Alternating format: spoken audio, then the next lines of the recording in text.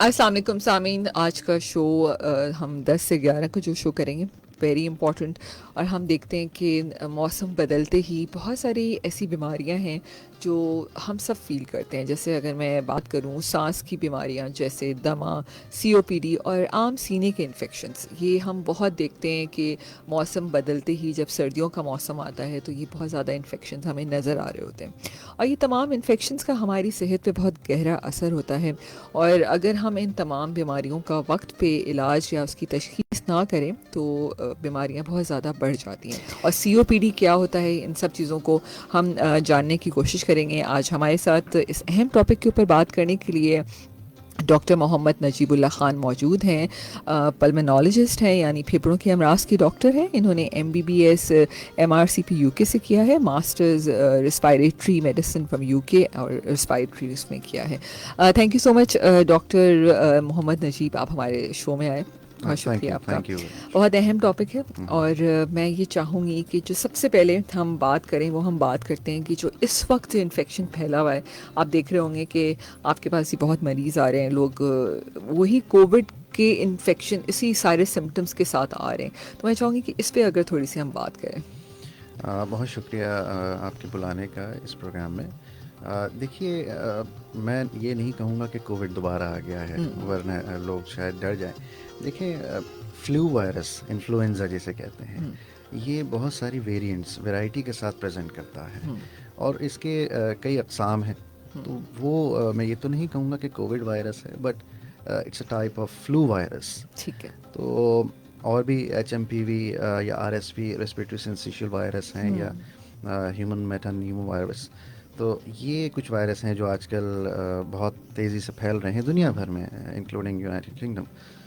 तो इनके आम तौर पे जो अलामतें होती हैं वो कोरोना जैसी ही होती हैं। सही। तो कोरोना की अलामतें भी खांसी आना, सांस का फूलना, या बलगम बनना, या सीने में दर्द होना, इसी तरीके से ये वायरसेस में भी यही अलामतें होती हैं। बिल्कुल।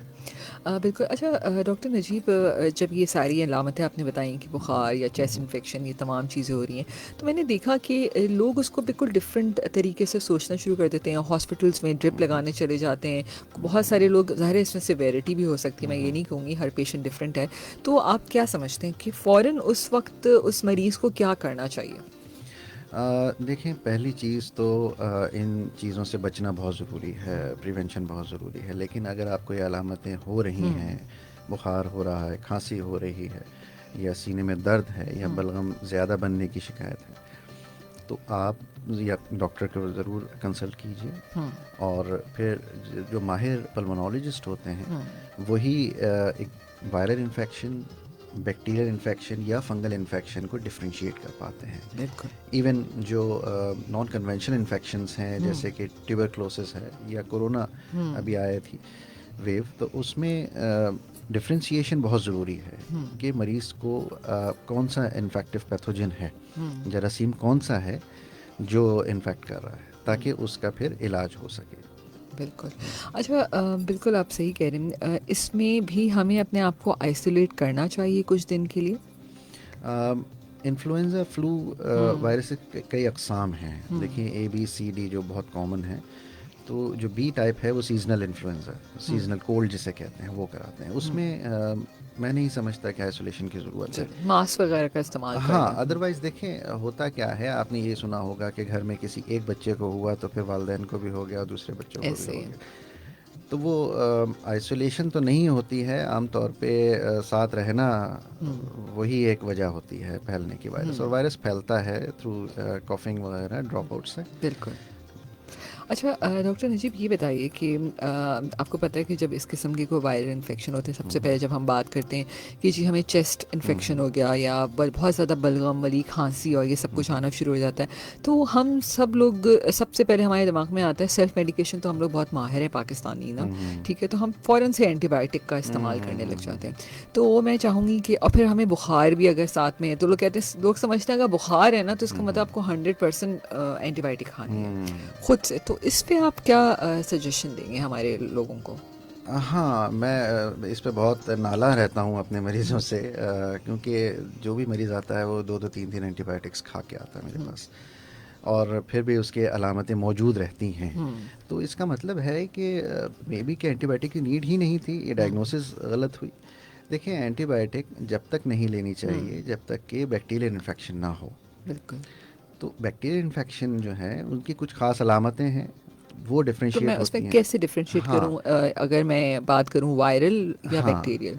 देखिए, बैक्टीरियल इन्फेक्शन बलगम की जो रंगत होती है हम्म। वो या तो हरी हो, ठीक या है। पीली हो बहुत, या रस्टी कलर, हम्म। मरून कलर की हो, या कोई भी ग्रेश कलर हो। हम्म। ये एक तो अलामत है। खांसी उसमें भी होती है, बुखार उसमें भी आता है, बट सीने में दर्द, ये आम तौर पे बैक्टीरियल इन्फेक्शन में होता है। फिर हम कुछ एग्जामिनेशन करते हैं, उसमें हमें कुछ फाइंडिंग्स मिलती हैं हम्म। जो कि फेवर करती हैं बैक्टीरियल इन्फेक्शन को और रूल आउट कर देती हैं वायरल इन्फेक्शन को। हम्म। फिर हम कुछ एक्सरेज वगैरह जो बहुत बुनियादी टेस्ट हैं वो उनके ज़रिए मज़ीद कंफर्म कर लेते हैं चीज़ को। हम्म। तो फिर डिफरेंशिएशन हो जाती है, और फिर हम अपना मैनेजमेंट प्लान कि हमें एंटीबायोटिक की तरफ जाना है या नहीं जाना है। हम्म। यूजुअली पाकिस्तान में, कराची में हम्म। वायरल इन्फेक्शन ही ज़्यादा ज़्यादा होते हैं। होता है, बिल्कुल। अ, मैं बिल्कुल एडवाइस नहीं करता हूँ एंटीबायोटिक्स वायरल इन्फेक्शंस में, जब हम्म। मैं कंफर्म होता हूँ कि ये वायरल ही है। हम्म। ऑलरेडी पेशेंट एंटीबायोटिक्स लेके आते हैं जो कि यूज़लेस होती है, सही और बात उसके है। काफ़ी साइड इफ़ेक्ट्स होते हैं जो कि आम तौर पे जो हमारे जो फिजिशियंस गली में बैठे हुए हैं हम्म। वो एडवाइस करते हैं आम तौर पे। फौरन से वो लिख देते कोई हैं। भी पल्मोनोलॉजिस्ट मैं समझता हूँ वो फ़ौरन नहीं लिखता है।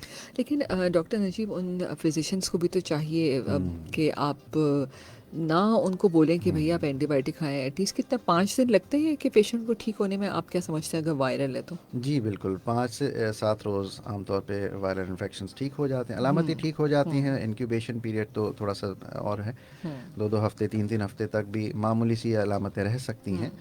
हम्म। बट इसका ये मतलब नहीं है कि 3 दिन अगर पेशेंट ठीक नहीं हो रहा है और हाई हम्म। ग्रेड फीवर है तो वो एंटीबायोटिक दे दी जाए। तो फिजिशियंस आम तौर पे मैं उनको वो कहता हूँ कि आप ना दिया करें हम्म। एंटीबायोटिक, या फिर आपको अगर गैर यकीनी सूरत हाल है कि ये वायरस है या बैक्टीरिया है तो आप हम्म। हमें रेफ़र कर दीजिए पेशेंट्स को। बिल्कुल, बिल्कुल। अच्छा डॉक्टर साहब, हमने जब इन्फेक्शंस और वायरल इन्फेक्शंस की बात करते हैं, तो आप क्या समझते हैं कि इसमें ज़्यादातर लोग, जैसे अभी हमारे एडर्ली एज भी एक लोग मौजूद हैं, बच्चे मौजूद हैं, तो इस मौसम में एंटर होते ही ये हम देखते हैं कि सबसे ज़्यादा यही 2 लोग इफ़ेक्ट करते हैं। जी। तो आप ऐसा क्या मशवरा देंगे कि ये मौसम शुरू होने वाला हो, हम्म, तो किन चीज़ों की ज़रूरत है? कोई वैक्सीन्स, कोई ऐसी चीज़ें, हम्म। क्या एहतियाती तदाबीर पहले से कर लेनी चाहिए? जी बिल्कुल, बहुत अच्छा सवाल है। देखिए, हुँ। बहुत एहतियाती तदाबीर यही हैं कि आप सर्दी आने से पहले ही अगस्त सितंबर में हुँ। वैक्सीन्स का एहतमाम करें। ठीक है। 2 वैक्सीन्स बहुत कॉमन हैं। एक तो flu vaccine hmm. For influenza virus जिसकी बिल्कुल। अभी हम बात कर रहे थे, हुँ। और एक वैक्सीन नीमोकोकल वैक्सीन होती है जो कि बैक्टीरियल इन्फेक्शंस के लिए होती है। निमोनिया वगैरह के लिए? एग्जैक्ट, नीमोकोकल एक जरासीम का अच्छा, नाम ठीक है। है, ओके। तो वो आमतौर पे देखिए, किसी भी चेस्ट इन्फेक्शन को मेडिकल टर्म में निमोनिया कहते हैं, ठीक है। हुँ। लेकिन हमारे यहाँ थोड़े से लोग डर जाते हैं निमोनिया सुन के। बट हुँ। देखिए, इसकी स्टेजेस हैं हुँ। और कैटेगरीज हैं। बट मैं वैक्सीनेशन पे बहुत फोकस करता हूँ अपने क्लिनिक्स में भी। हुँ। अगस्त सितंबर में हुँ। ख़ास तौर पे उन लोगों को जिनमें अस्थमा हो, सीओपीडी हो, या और कोई क्रॉनिक कंडीशन हो, हुँ। जैसे कि डायबिटीज़ है, हाइपरटेंशन है, या हुँ। गुर्दों के अमराज हैं जो कि क्रॉनिक हैं, लाइफ लॉन्ग चलते हैं। बिल्कुल।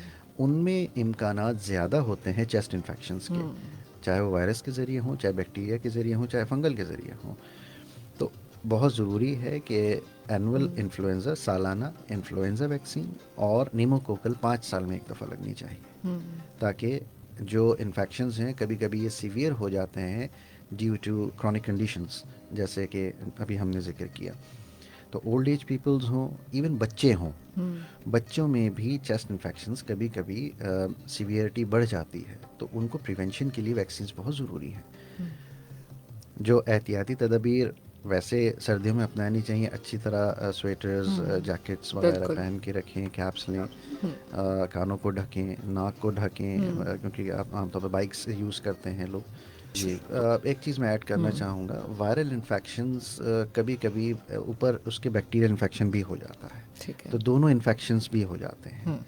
तो वो जो अभी हम बात कर रहे थे कि अलग डिफरेंशिएशन हुँ, करना, हुँ, तो वो कभी-कभी सुपर इम्पोज़ बैक्टीरियल इन्फेक्शन या फंगल इन्फेक्शन हो जाता हुँ, है। तो फिर उसमें एंटीबायोटिक रिकमेंडेड है, बट ठीक है। स्टिल मैं ये कहूँगा कि आप फौरी तौर पे एंटीबायोटिक्स ना लें, ना लें, एटलीस्ट 5 दिन तो वेट करें। 5 से 7 रोज़ वेट करें। वेट करें, ठीक हुँ। है, बिल्कुल सही।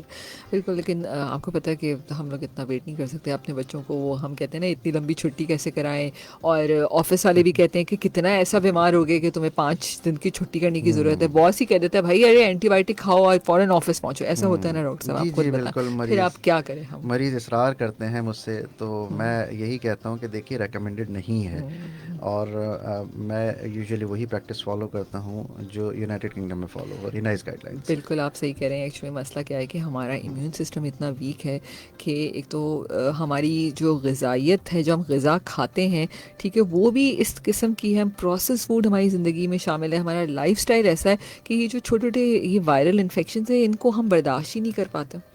तो वो ये एक हाँ, बड़ी लंबी कनेक्शन है कि जो लाइफ़स्टाइल है ना, हुँ। अगर हमने उसको भी बेहतर किया तो यकीन करें ये सारे मौसम अच्छे ही गुज़र जाते हैं। हाँ, सही कह रही हैं, थोड़ा-सा हुँ। बर्दाश्त का एक फुक़दान है हमारे बिल्कुल। यहाँ। और अगर सुबह किसी को वॉक करने की आदत हो हुँ, और हुँ, भागने दौड़ने की, अच्छा हेल्दी खाने की, जल्दी सोने की, वक्त हुँ, पे खाने की, ये बड़े इंपॉर्टेंट चीज़ें होती हैं यकीनन। इन वायरल हुँ, इन्फेक्शन से लड़ने यकीनन, के लिए। यकीनन, आखिर में कोई पैगाम देना चाहेंगे लिसनर्स को? कैसा लगा शो पे आके कुछ रेडियो? पहले तो बहुत शुक्रिया अंबर आपके बुलाने का। और मैं अपनी कुछ बातों से अगर किसी मरीज़ को भी ठीक कर सका, तो ये बहुत मेरे लिए बड़ी बात है।